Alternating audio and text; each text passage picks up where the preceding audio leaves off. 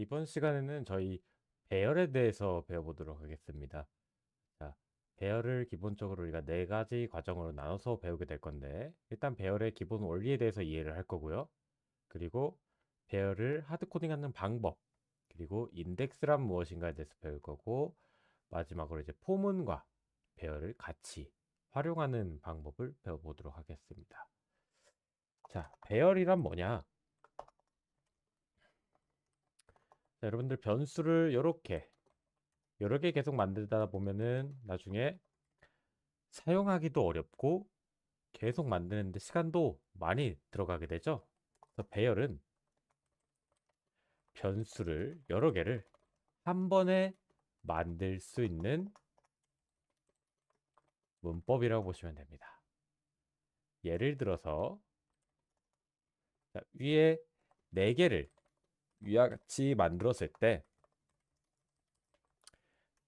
배열을 사용하면 int 뭐 arr에 이렇게 만들어지면 한 번에 변수가 4개가 만들어집니다. 그래서 우리 이것도 조서식에 넣고 확인해 보면 되죠.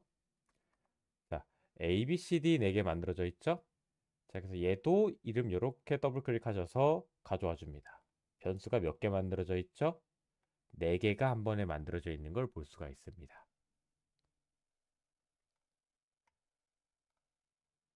자, 그래서 배열의 구조는 어떻게 생겼냐? 자, 예를 들어서 이렇게 생긴 배열에다가 우리가 ARR에 0에 1,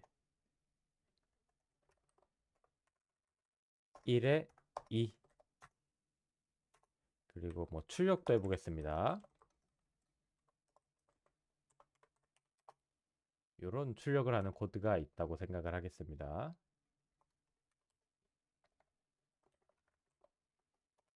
자, 요게 뭘 의미하냐? 배열을 보시면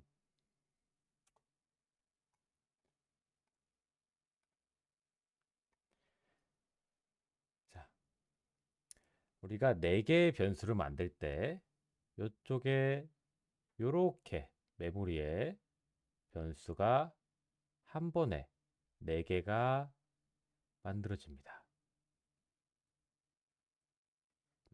각각이 인트형 변수가 만들어지는 거죠. 그리고 이 배열의 이름이 뭐냐?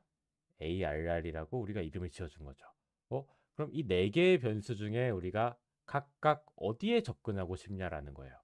나 첫 번째에 접근하고 싶어. 배열의 첫 번째는 0번째입니다. 그러면은 ARR에 0 접근하셔서 1을 넣어주게 되면 0번째에 있는 인트형 변수에다가 1이 들어가게 되는 거고, 그럼 여기는 1번째, 이쪽은 2번째, 이쪽은 3번째가 되어 있죠. 그래서 내가 여기 코드가 또 출력이 되면 2가 접근이 되어 있는 거고, 그리고 이쪽에 보이시는 요 0번째를 출력하겠다 라는 우리가 코드를 작성해 줬는데, 그러면 화면에 1이 출력되는 걸 볼 수가 있을 겁니다. 그리고 1번째 다시 10이라는 숫자를 넣어줬죠? 그럼 이 2가 지워지고 10으로 바뀌겠죠? 그래서 배열은 이렇게 내가 4개의 배열을 만든다고 우리가 작성을 해주시면 사실 0번째부터 3번째까지가 만들어져 총 4칸, 4칸이 만들어지는 걸 확인할 수 있습니다. 자, 요거 주의해 주셔야 됩니다. 첫 번째 배열의 변수가 1번째가 아니라 0번째로부터 시작을 한다는 거 잘 기억해 주시면 됩니다. 자, 그럼 배열의 값을 우리가 이제 초기화를 해줘야겠죠? 초기화. 왜? 처음에 배열을 만들면 우리가 값을 아무것도 안 넣어 있는 값이기 때문에 뭐 의도치 않은 이상한 쓰레기 값들이 들어 있을 겁니다. 그래서 꼭 초기화를 해주셔서 사용을 해주셔야 됩니다.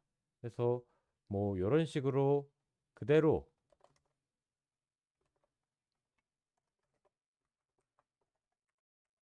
자, 두 번째, 세 번째까지 값을 세팅을 해줘서 사용을 할 수도 있지만 이 방법은 굉장히 시간이 오래 걸리죠. 그리고 사실상 뭔가 초기화를 한다는 개념보다는 우리가 그냥 0번째, 1번째, 2번째, 3번째 값을 대입시켜 준다는 개념이 너무 강해요.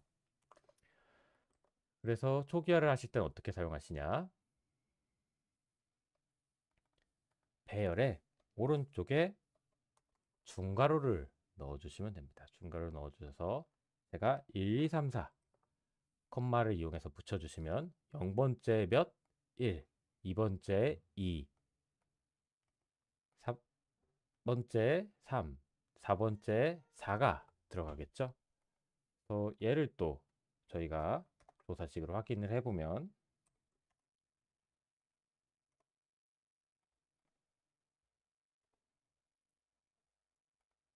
같은 이름의 배열이 두 개가 있어서 빌드가 안 되죠.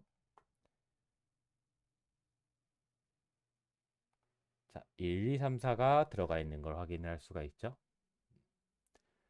그래서 초기화랑 하드 코딩은 엄밀히 용어가 다르지만 뭐 같은 의미로 사용이 됩니다. 얘도 결국은 우리가 소스 코드로 하드 코딩해서 값을 넣어 놓은 거고요. 얘도 초기화를 해서 값을 넣어 놓은 거죠. 그래서 뭐 원하는 방식으로 쓰셔도 상관없지만 일단은 초기화 방식을 꼭 사용해 주시는 게 조금 더 좋은 코드가 될 수 있다는 점 기억해 주시면 좋겠습니다. 자, 그럼 배열에 있어서 인덱스란 뭐냐? 이쪽 칸 번호를 얘기하는 거겠죠? 우리 여기 한 칸 한 칸, 이쪽 한 칸 한 칸이. 자, 여기가 몇 번째 인덱스? 0번째 인덱스. 자, 여기는요, 1번째 인덱스. 이쪽은 2번째 인덱스.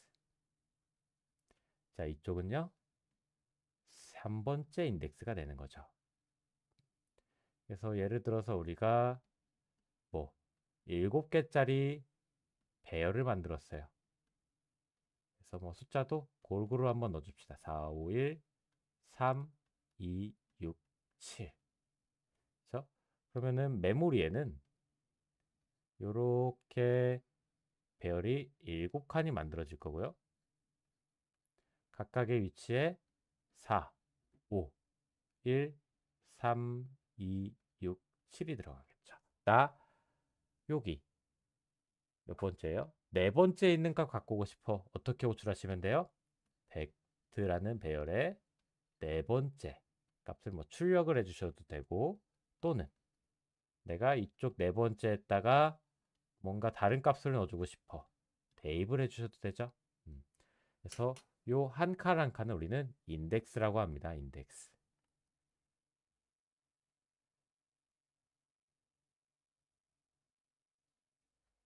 자, 그래서 요게 이제 인덱스의 개념이고요.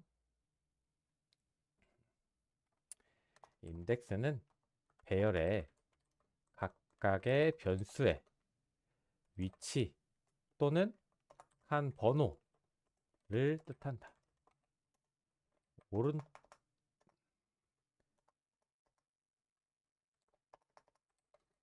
7개의 배열을 만들면 0번 인덱스부터 7번 인덱스까지 존재한다. 기억해 두시면 됩니다.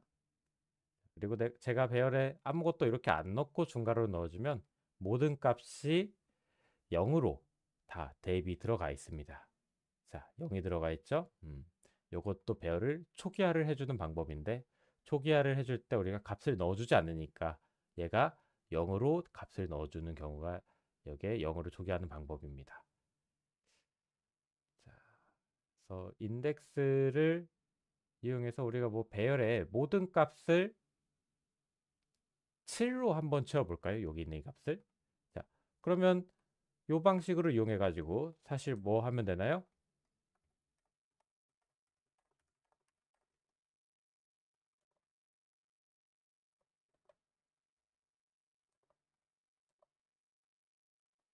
사, 5, 6. 그래서 모든 값을 7로 채워줄 수 있지만 뭔가 굉장히 비슷한 패턴이 보이기 시작하죠. 인덱스 값만 어떻게 됩니까? 0부터 쭉쭉쭉쭉쭉쭉 커지고 있죠. 하나씩. 그래서 이런 경우에는 이렇게 초기화를 해주시는 것보다 값을 대입해 주시는 것보다 반복문을 같이 써주시면 됩니다. 반복문.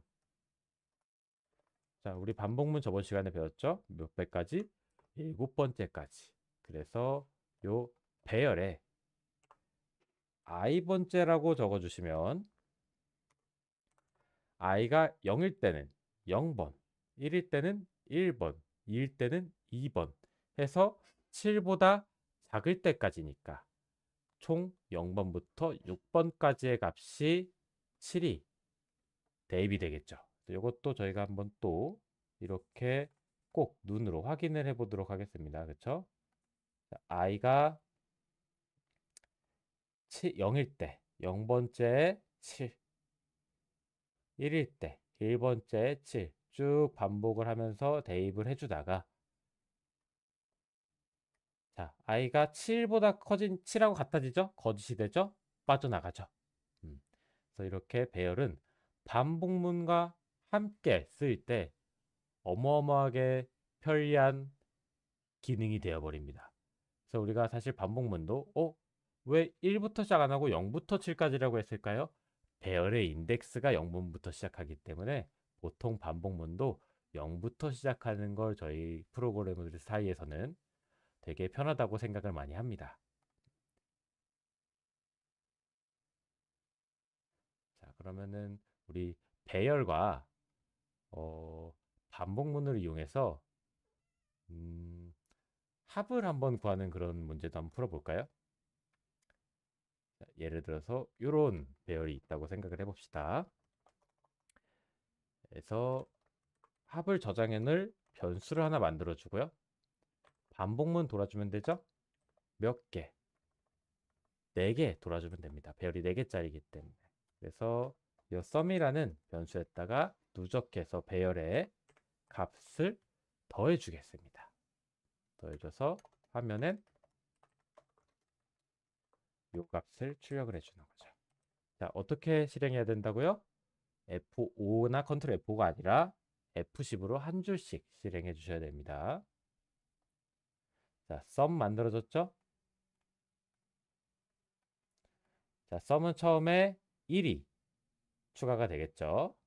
그 다음에는 2가 더해지니까 3이 되죠. 자, 그 다음에는 3이 더해지니까 6이 되고 마지막으로 4가 더해지니까 10이 돼서 화면에 10이 출력이 되는 걸 확인할 수 있을 겁니다. 자, 여기까지 해서 배열 관련된 저희 수업이 끝났고요. 또 숙제 마저 진행해 주셔서 다음 수업 또 따라와 주시면 되겠습니다. 고생하셨습니다.